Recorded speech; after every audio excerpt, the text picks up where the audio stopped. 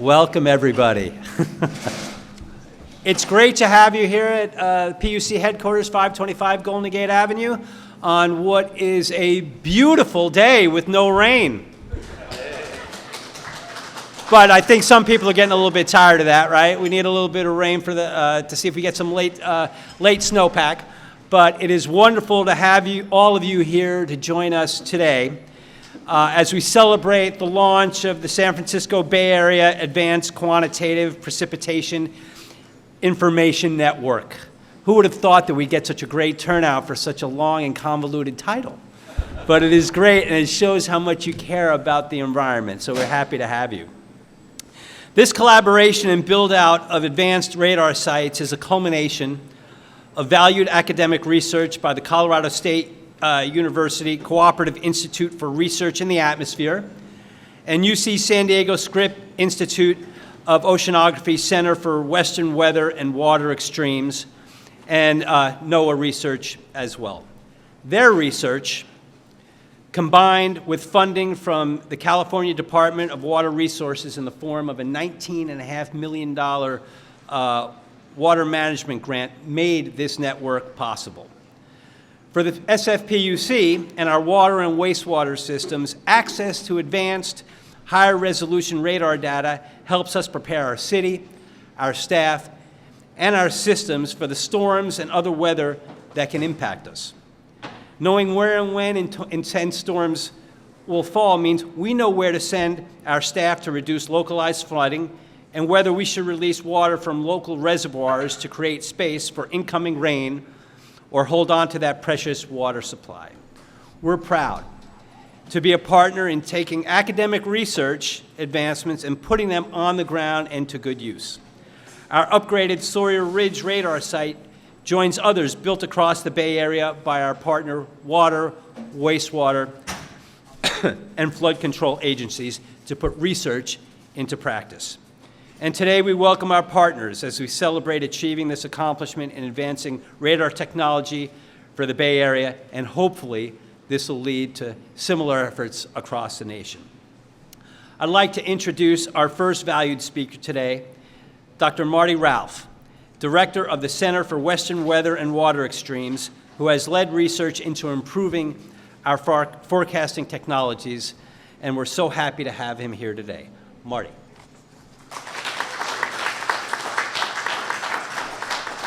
Greetings. Thank you so much.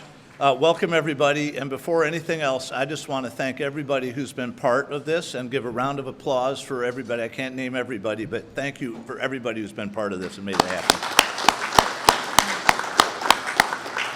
One of the hallmarks of this program is the Science to Solutions framework, and it takes a team and a partnership and partnerships to do this. And I see Grant Davis here from Sonoma Water is one of the great champions, Steve Ritchie as well, and many others who have made this possible. So thank you all for that. And for NOAA Research and for DWR, this is a place to be to innovate. What we've done here in this program is create what could be really the model for much of the nation to copy. This is what California does. This is what we do to innovate and lead the way. And it's really satisfying as a scientist to see the technology that has emerged. And I want to thank Chandra Sekhar from Colorado State University and his innovations and the radar technology itself that underpins this. So it's really a community effort. I've got a few remarks here I'll turn to for a second, but really I just want to say California and the Bay Area in particular is super vulnerable to these storms that come off the Pacific where we typically don't have much data. You probably have heard about AR Recon. We fly now the Hurricane Hunter aircraft offshore each winter with NOAA and the U.S. Air Force, and our center leads it with the National Weather Service. And it is making a huge difference in the forecasts for a day to 5 days ahead. But what remains a challenge is that when those storms hit shore, they hit this complex terrain here. These mountains are all over the place. The communities are embedded, the oceans, the coasts, all very complicated. And it makes for a real challenge in forecasting the details of where the heaviest rain falls. The type of parts of the storm that do that are actually quite shallow, only a few thousand feet deep. And the existing traditional radar network for the country, thank goodness we have it, but there are gaps that have remained. And people have known about this for a long time. AQPI radars are filling that gap. And this celebration today is about the 6th radar going in up on the mountain nearby here to give us a look offshore. This is going to help fill that gap in minutes to hours lead time that's vital to know where the heaviest rain is going to hit and when and what communities are going to be affected, so that people in the preparedness community and resource management community can take action to help protect people's lives and property. So I have a few other remarks here I want to add. Is our center came to California to start this 13 years ago at Scripps Oceanography because there are really unique challenges here. And we focus on this sort of work, bringing science to demonstration, to implementation for long-term benefit of the communities. And these things we've invented, they are propagating elsewhere. They're affecting the whole West Coast and other parts of the country as well. Other nations are paying attention. So please know that we're on the cutting edge here, and it's really a wonderful moment in time for the community that supported this. I want to also add that NOAA has been such a good partner in this and a major leader in the development and implementation. And we're very fortunate at CW3 at Scripps to be partnered with the National Weather Service to go forward and make sure that this system is operated fully and improved over time. I think I'll close my remarks with that, and just add that the next speaker is a very important person in NOAA and the nation around weather, Dr. Steve Thur. He is the Assistant Administrator for Oceanic and Atmospheric Research in NOAA, a part of NOAA that I used to work in before coming here, and he's the Acting NOAA Chief Scientist. So please welcome Steve Thur. Thank you.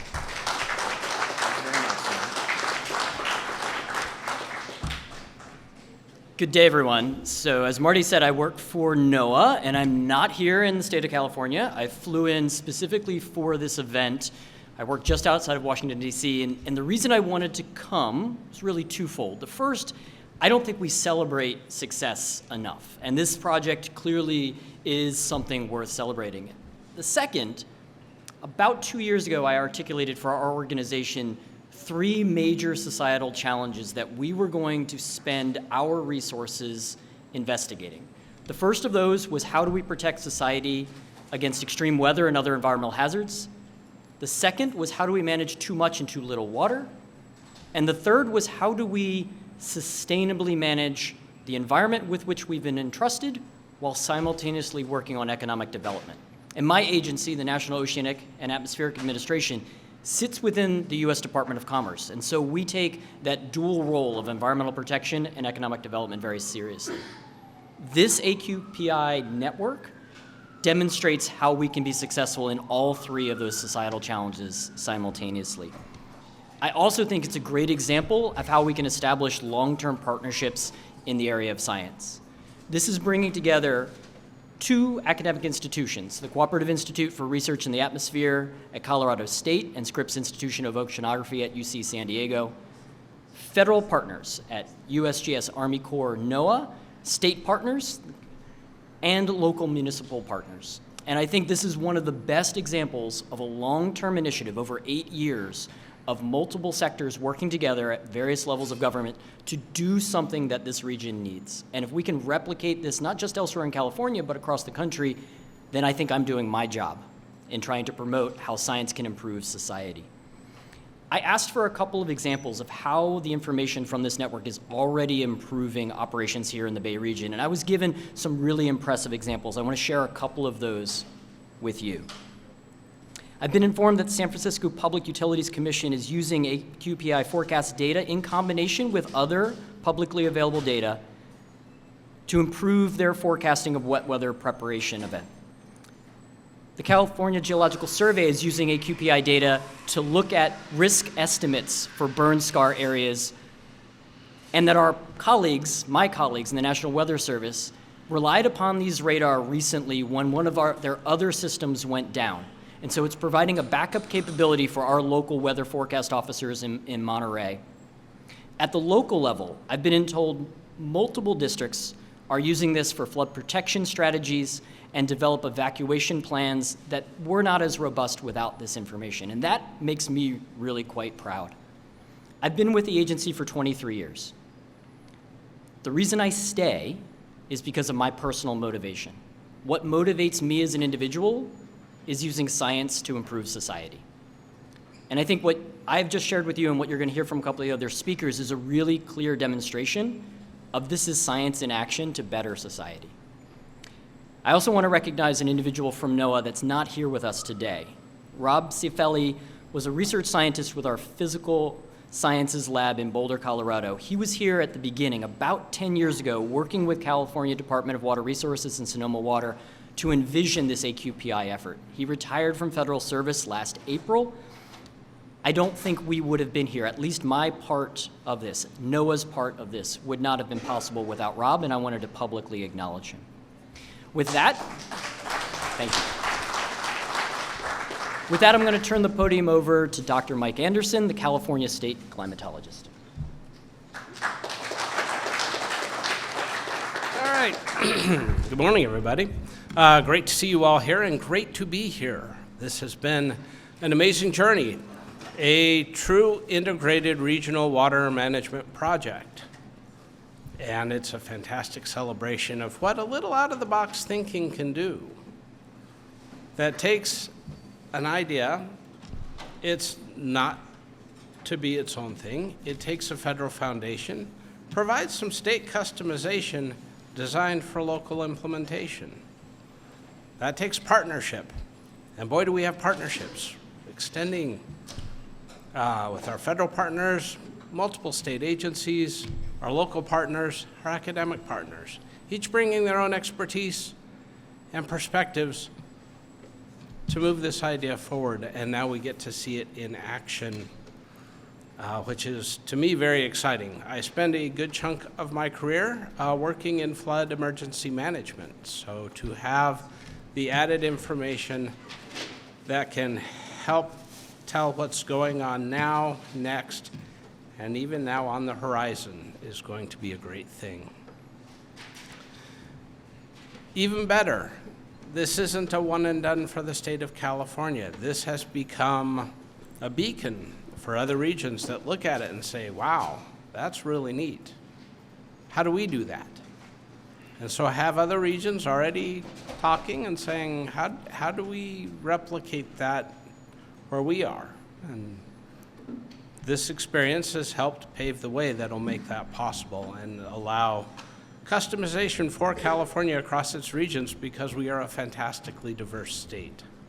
And I'm really excited about that. Now, you can have the coolest observations, and we have some really good ones, and you can have some great forecasts. But to make them work, you need somebody that can communicate it to you, and I get to introduce you to one of the region's really great communicators who I've had the chance to interact with before, so it was really cool to meet him in person this time. So this is Mark Tamayo from KTVU. Podium's yours, my friend. Thank you.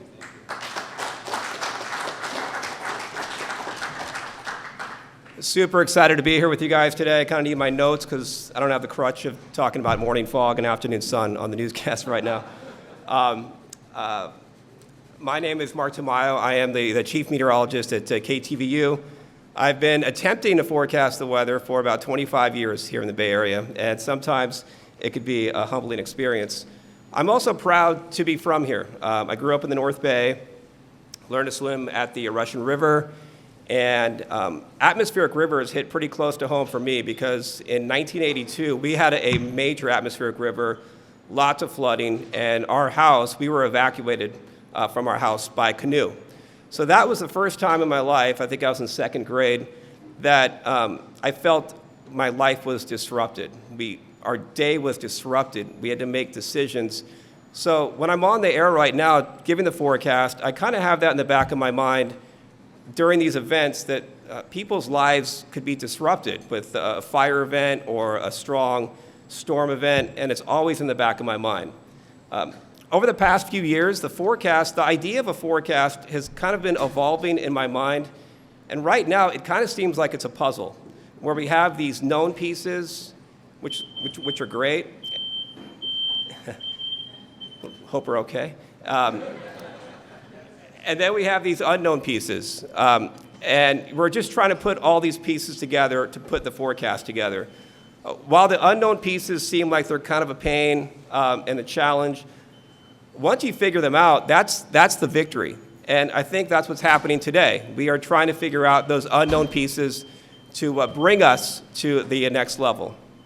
So I think that's what we're celebrating today. And for me, I think about the growth of meteorology just within a short amount of time. Back in the 90s, we'd have a printer that we'd have a piece of paper, we would rip it off, big loud printer, dot matrix, and we put it on the wall, and that was our forecast model. We couldn't zoom in, not a ton of detail. But now when I'm stuck in a long line at Safeway, I can whip out my phone, and I have the latest model data right in my phone, latest radar, latest satellite. And I always think the motivation, the driver behind this growth is trying to help the public, trying to help people. Keep them informed, keep them safe, and it's great that it is happening. As far as the public, the people, I've got a direct link to them, and social media, like it or not, it's an open corridor. They have lots of comments. They'll talk about the tie I'm wearing. They have ideas. They have thoughts, and they are noticing a changing climate. They have more fears, and so it's interesting to see how things develop through social media or just interactions in public with our community, with the people that in our neighborhoods. So we just started spring. Crazy heat around here. I don't know what's going on. And we actually have some rain in the forecast next week, but we are approaching the tail end of our rainy season. And before we know it, we're going to skip through summer. It's going to be Halloween, and we'll be tracking more storms again. And for me, to be honest, I'm always a little nervous every time we have the beginning of winter, because I know there are going to be some storms that surprise me, that shock me, that kind of have me scratching my head.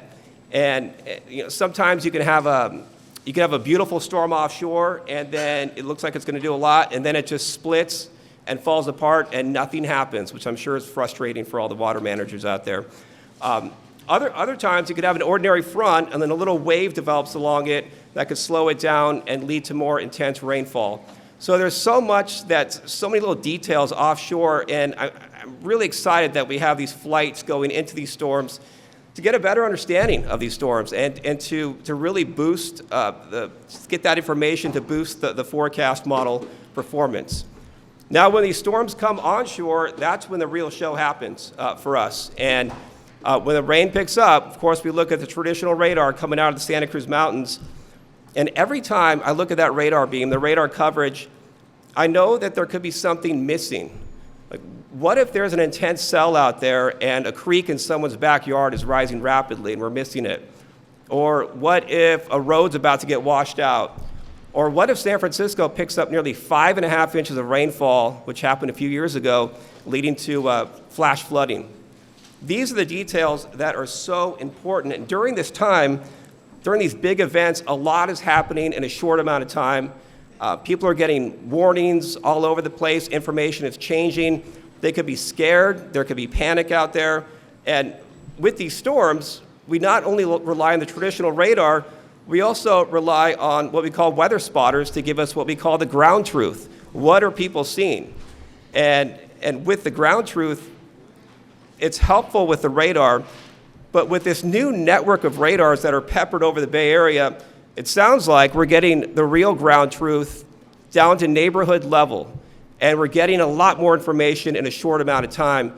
And during these times of stress, confusion, the unknown, we need decisions to be based not on rumors or fear. We need decisions to be based on sound science. So I think it's really important. It's going to be a valuable tool as we track these storms coming up in the winter. And I'm really proud it's happening right here in the San Francisco Bay Area.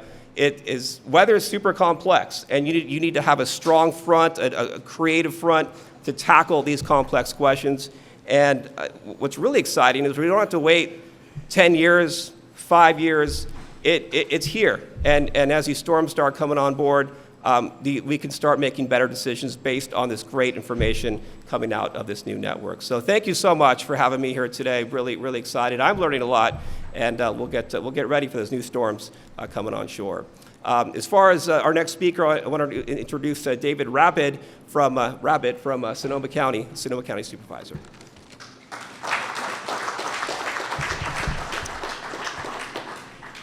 Thank you, Mark. That's why there's only 1, 2, unless, of course, there's 4, 5, and 7 are here as well. So thank you for that. I'm here to clean up, hopefully better than the Giants did last night. But I want to thank you all for the opportunity to speak this morning and to celebrate the completion of the AQPI network. And again, the network provides a stronger, more reliable data for water agencies and the public using the new and upgraded radar network that you've heard about. Local, state, and federal agencies came together to build something that will make a real difference. In Sonoma County, where I live, a clear, real-time picture of rainfall in the Russian River watershed is a game changer. The Russian River is considered a flashy system where rainfall can raise the flood level in the river very quickly. And just as fast as it can rise, our reservoirs can drop when an anticipated Pacific storm misses the watershed entirely. Cycles of flooding and drought have caused significant damage and have disrupted lives. Better data means better warning and better decision-making going forward. And as the California Department of Resources grant concludes, this partnership will continue. Agencies will build on this work, share knowledge, and keep advancing forecasting and water management tools for the region. I want to thank all of our speakers. I want to thank our staff and our partners who made this day possible and made this system possible. This work reflects a shared investment of time, expertise, and resources, and it will benefit communities across the region. So again, thank you all very much for being here. Thank you for all the work. Special thanks to Dr. Marty Ralph for all the work that we're doing up in my neck of the woods, and to Grant Davis for his leadership as well. Thank you all.